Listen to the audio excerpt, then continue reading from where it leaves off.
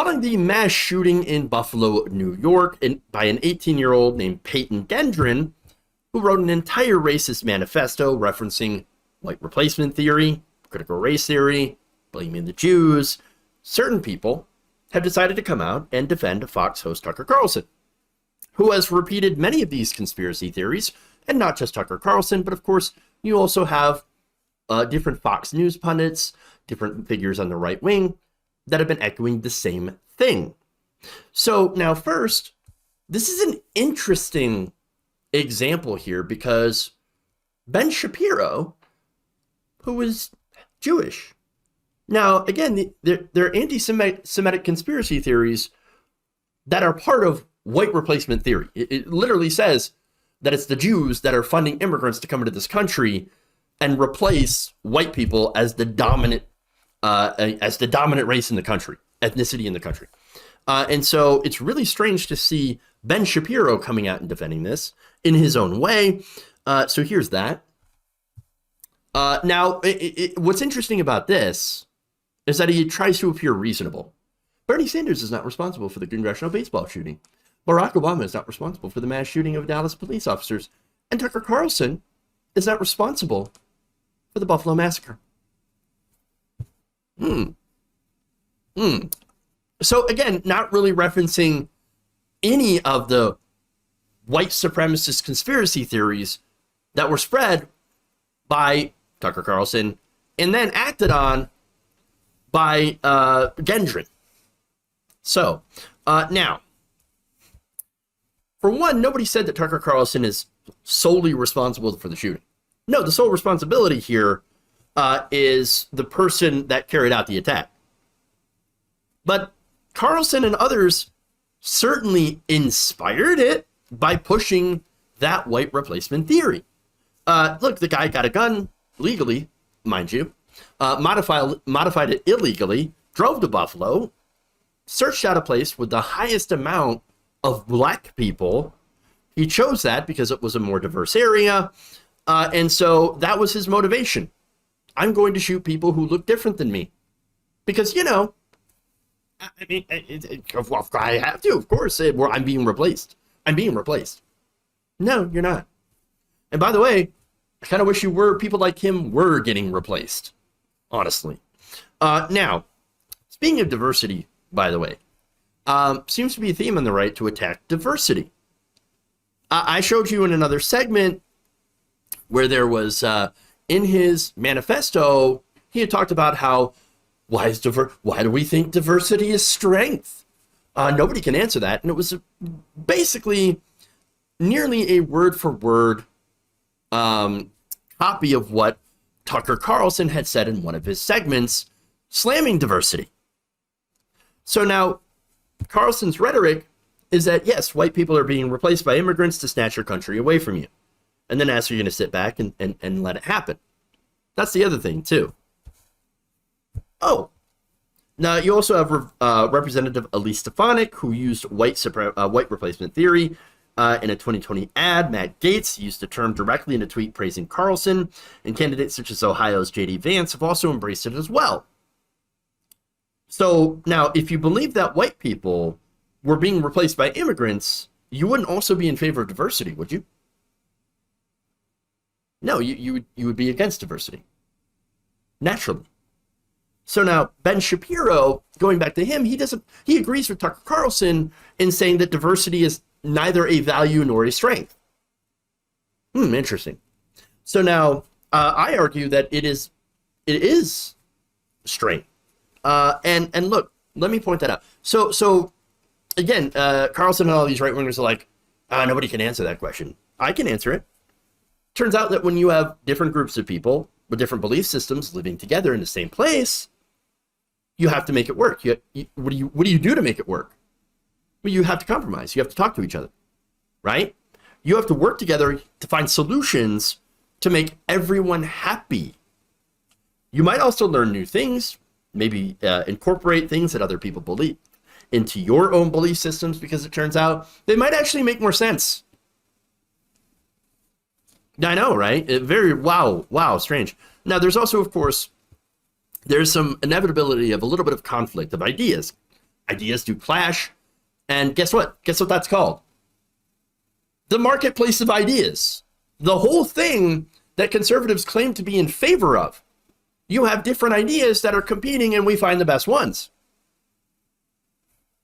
And in so doing, in having that marketplace of ideas, guess what? Old ideas and ways of doing things get challenged because you have people from a different perspective that have grown up in a different culture. Newer, better ideas can replace old ideas that may not have worked so well in the past and that people had held on to simply for the fact that there was never any alternative that was offered before. People just didn't think about it. They didn't have that perspective.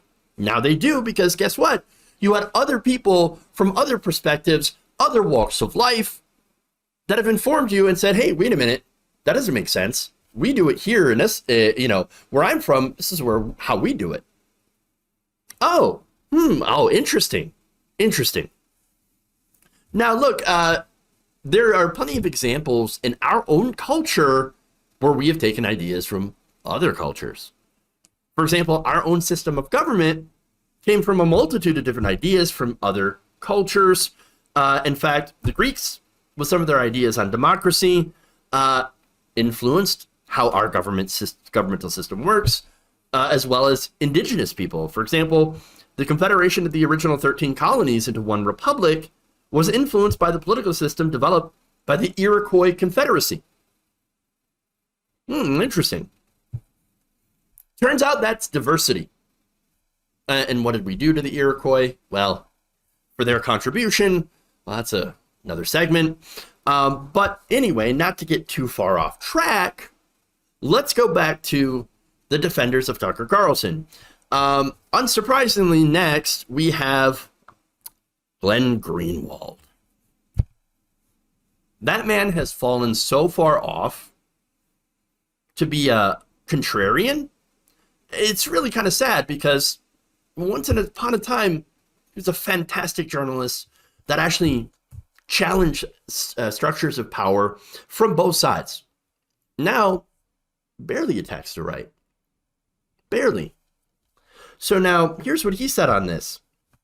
In this very long piece on his Substack, I'm just going to pluck out a quick quote here. He said, "There's no racial hierarchy in Carlson's view of American citizenship, and to claim that there is nothing short of a defamatory lie." It's defamatory, everybody. How dare you attack my good friend Tucker Carlson, who, by the way, is not a racist at all. Really. So what's some of the stuff that Tucker Carlson believes? Well, back in April 2021, Carlson said that the worst attack on our democracy in 160 years was the Immigration Act of 1965. You know what that did? That repealed the racially discriminatory national origin formula, which ensured almost all immigrants were white people from Northern and Western Europe. So, yes, the United States, this goes back to why we need critical race theory in the classroom. Not that we should, get it out of the classroom. No, we should put it in because it was never in the classroom at all. Okay? We've had so many racially discriminatory systems in this country for years. Look, Chinese people built the railroads out west. I know a lot of people might be shocked at hearing that. And what did they get for their effort? Well, apparently Congress decided in the 1800s that there were too many Chinese people and literally banned them from immigrating into this country. And it's not the only time we've had bans like that before. So now, this, by the way, Carlson said that this law, quote, completely changed the composition of America's voter rolls. So his issue with this law, or the repeal of this law, is that it brought in non-white immigrants. Too many immigrants that are brown instead of immigrants that are white. See, understand that when it comes to immigration, you hear from right-wingers like, no, you don't understand. We're not anti-immigrant. No. And partly they might be correct because They want white immigrants. That's all they want. Now, of course, and people from like Norway or Norway, right? So now the average Norwegian, why would they want to come here? They have healthcare there. Don't have nearly as many mass shootings there. They have all sorts of great reasons to stay in Norway. Why would they want to come here? Doesn't make any sense. But they want those people here. If they're going to have any immigrants, it's got to be white people, white Europeans, black people, or brown people do not apply. Shall not apply. We're not going to take you. We don't want you. So says Tucker Carlson. Okay?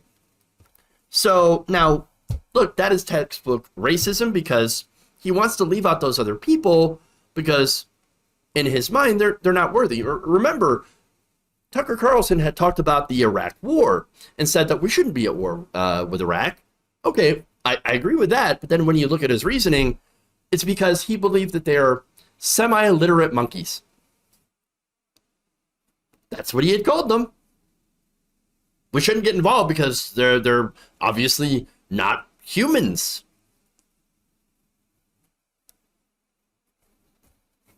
That's who Tucker Carlson is. So now there's more. Commenter Camille Foster tweeted this: when a lunatic goes on a deadly rampage, maybe wait 24 to 48 hours before co-opting the tragedy to malice your political enemies. Ah, yes. Why won't you just wait before you say something? How dare you? How dare you? Wait, make a point that he's a white nationalist? There's more. Daily Wire writer Megan Basham called on critics to not pit racial groups against each other. How dare you? How dare you? Well, it seems like this guy was the one trying to do so. Remember, a lot of the far right wants a race war. They want races to fight each other, and for obviously white people to come out on top and I guess restore what they consider to be the proper order of things, where white people are on charge, are on top and in charge. Breitbart's Joel Palick said this. He said, replacement theory would be far less of a problem if it did not offer a compelling explanation of why Democrats are trying to open the southern border to as many migrants as possible and offer them a path to citizenship and voting. Note, no one ever provides a better explanation. Okay.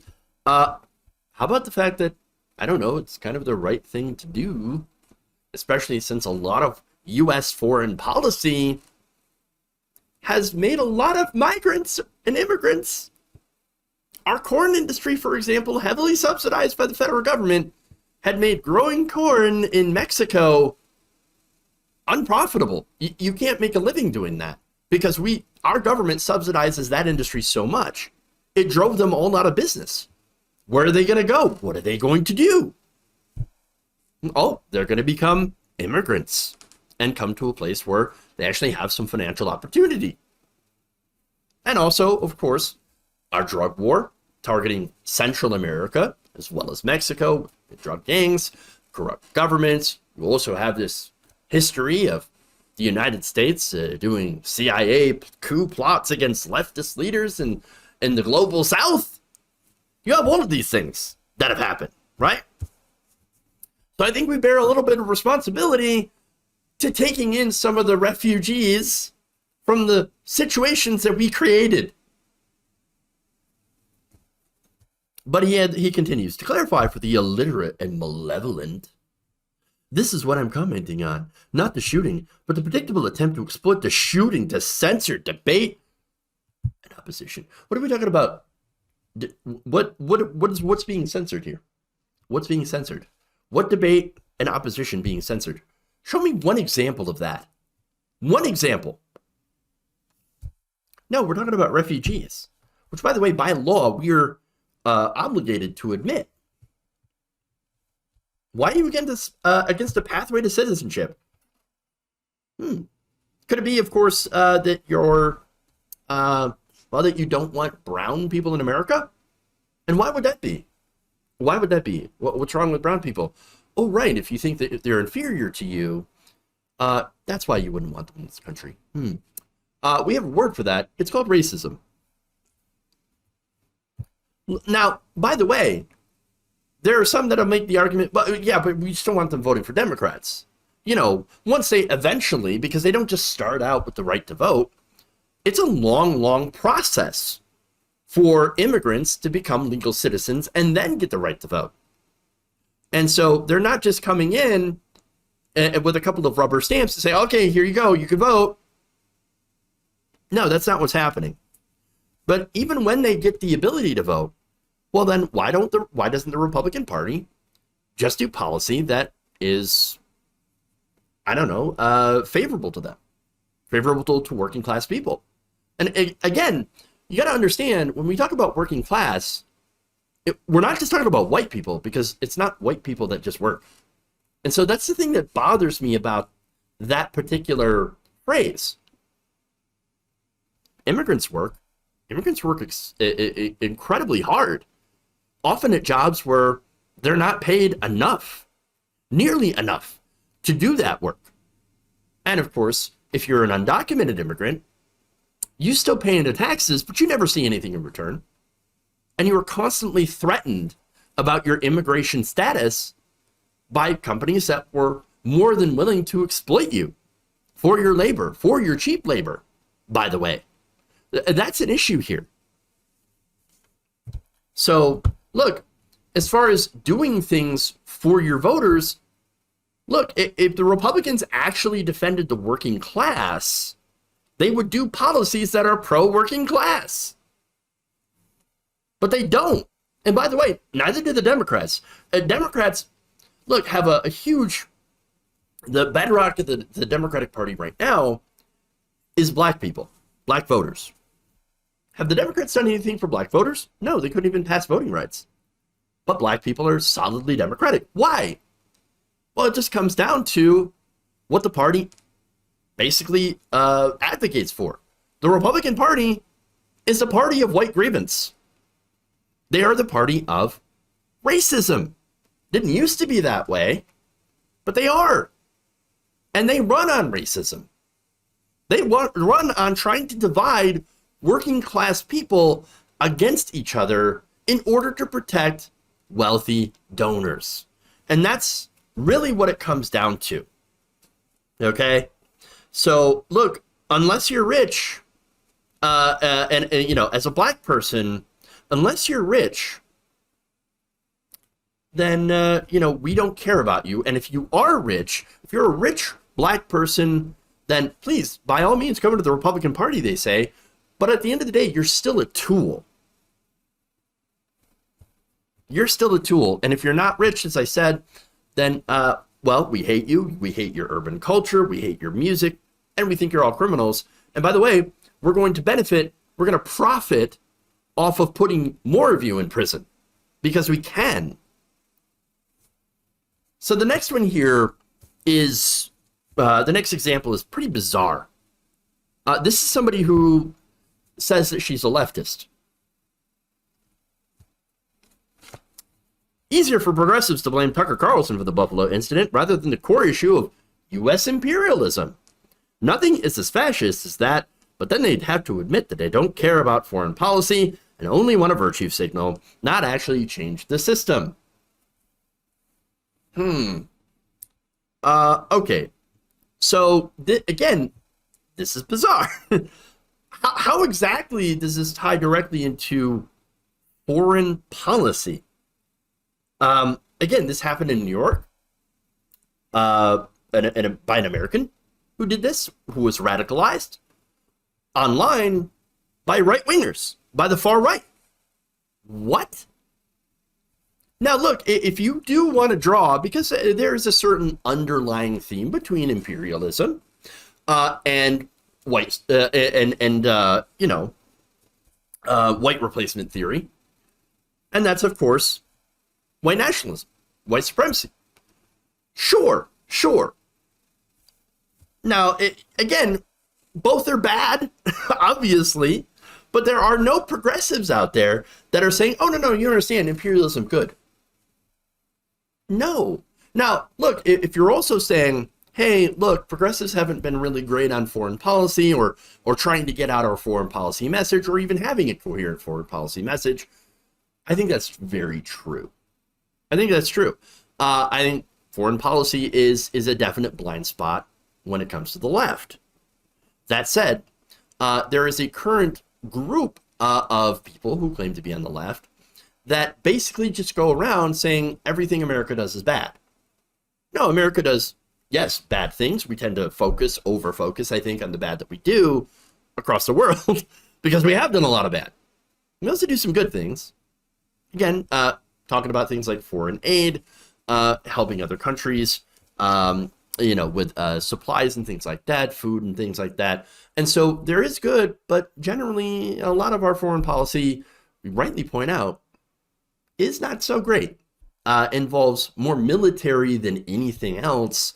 And the military budget, I mean, look, we spend over $700 billion a year on our military, whereas the foreign aid budget is about 1%. Of our budget, or I should say less than 1% of our annual budget. And so, yes, huge disparity here. And so, yes, we do need to be much, much better when it comes to foreign policy. We need to take a Michael Brooks approach and try to build up a cosmopolitan left that is worldwide. And so it's to make sure, by the way, that we can build a worldwide leftist movement to avoid that exploitation, and also to avoid becoming nationalistic in our leftism, because that's not leftism. Okay, so now let's move on, right? So, and by the way, notice how Caleb Maupin, so-called communist, right, hardly agrees with that pretty big Stretch Armstrong take, blaming progressives, punching left. So, and now I do also have to note that Fiorella and Maupin really would love to be on Russian state TV. That is something that they would love to do. Interesting. So now, one more thing here. Going to the Fox hosts. They have been pushing this for a long time. White replacement. Laura Ingraham told viewers in 2018 that Democrats want to replace you, the American voters, with a newly amnestied citizens and an ever-increasing number of chain migrants. During a monologue on her program last year, she also called immigration an insurrection that seeks to overthrow everything we love about America by defaming it, silencing it, and even prosecuting it. This is an organized mob funded by billionaires. A reference to George Soros, of course, and it's supported by celebrities. Jeanine Pirro has also echoed the tenets of the replacement idea during her appearance on her radio program in 2019. She said liberals and Democrats were pursuing immigration policies that are a plot to remake America, to replace American citizens with illegals who will vote for the Democrats. Bill O'Reilly, who was formerly occupied Carlson's spot, told Fox News' Sean Hannity in 2020 on his radio show that undocumented immigration would cause traditional America to vanish. Of course, the late Rush Limbaugh in 2018 said that immigration from Central America was intended to dilute and eventually eliminate or erase what is known as the distinct or unique American culture. This is why people call this an invasion. So, look, to ignore how Fox News and right-wing conservatives have pushed this hatred out in the airwaves, as these examples that I have given you have, and how it does have an impact on people, not just on elections, by the way, because mainly what they're doing is pushing this out as a political tool to get people out in the midterms to vote for them, or in the presidential races to vote for them. But it also, again, has an impact on people going out and perpetrating racist violence. Ignoring that is incredibly dangerous. And at the end of the day, invites more radicalism like we've seen today. and what we've seen over the weekend.